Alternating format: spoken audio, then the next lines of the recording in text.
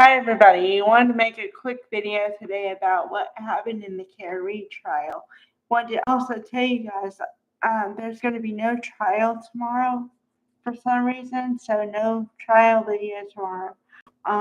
But trial will come back on Friday.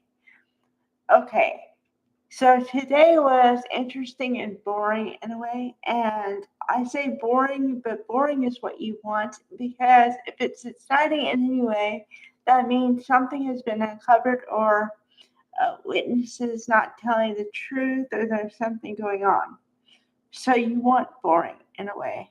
Now, as a viewer, you may not want boring, but um, as opposed to the opposite, you know. Okay, so there were two witnesses today. The main one was Brian Loughran, also known as Lucky. I think because there were too many Bryans in this case, there's Brian Albert Sr., Brian Albert Jr., there's Brian Higgins. So at least there's four Bryans, okay? But what you need to know about him, Brian Loughran, or Lucky, is he is the plow driver for the town of Canton. Okay. And he, I would say, is one of the only honest witnesses they have. The other one is the expert witness, Dr. Marie Russell. I covered her. Another one is Karina Kalikowski or something like that, who was also the second witness today, but I'll get to her. And there was probably another one, so maybe four out of the bunch were completely honest witnesses. Other than that, I think they all have something, at least to hide if they're not outright lying. Okay, so Lucky is also important because he's the one who said that he saw a Ford Edge the day of or the night of what happened. He also said he did not see a body on the lawn, which this whole case kind of hinged on in the beginning before the whole car accident scenario. Okay? So those are important pieces of data. And Hank Brennan, oh, if you do not like, if you like Hank Brennan at this point, there's something wrong with you because the way he treats witnesses is completely uncalled for. I've said it before, I'll probably say it again, but my thought is you can still get to the place you want to get to without having to be that aggressive and that argumentative about it. I mean, okay, I'm trying to pick the best word here and still be kind of nice in this whole scenario, but he needles witnesses like no other. And I don't know, I just don't agree with it. So the part that he was trying to needle with Lucky was, well, you didn't see a dumpster on your route, did you? And he's like, no, I didn't. But I never said I did. I just wasn't paying attention for a dumpster.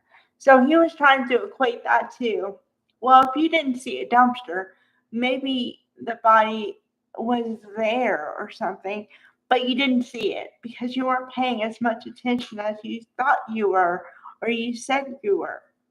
But he was paying attention. He talked about how many lights his truck had, and it was called Franken Truck. And it had like the normal headlights, but it also had like a spotlight and these other kind of lights on the side. He had every kind of light that you could think of on the truck. So if he didn't see something, it wasn't there. The only thing he did wrong, which I got to put that in quotes, wrong, is he clipped a basketball hoop like one of the, a basketball hoop in the driveway of someone else's driveway. And it wasn't because he didn't see it, it was because he didn't calculate it right. He thought he had more room than he had to go around it, and he just miscalculated. That was the only mistake he made. But yeah, he never wavered. He never changed his story, ever. So credible in my book. The only other one today was the Karina Kalakowski or something. Her name was long and odd. I mean, it's fine. It's just not a normal last name that I see, so I'm not good with the pronunciation. Um, but she probably was one of the only sober people in Canton that night. And also, she seemed like she liked Karen as a friend, and so she just told the truth. She didn't have to hide anything. She wasn't hiding anything. She just answered all the questions, to my estimation. I mean, when they asked her a question, she just answered it. There was no hesitation. If there was any hesitation, it was only because she was taking a breath, between questions or something. But it wasn't like it was anything bad in there. So I appreciated her. Uh, and then, yeah, that was it for today. And like I said, no trial tomorrow. Um, so then we get to pick up wherever they are on Friday. But then I'm thinking they're gonna close or say no more witnesses at some point, and I hope so. Because even though this is the second trial, we're running about very close to the first trial's numbers because I think that it ended in 30 days, but then there were 4 days of deliberation before the jury came down with the mistrial. So, yeah, I don't know. So, all right. Bye, guys.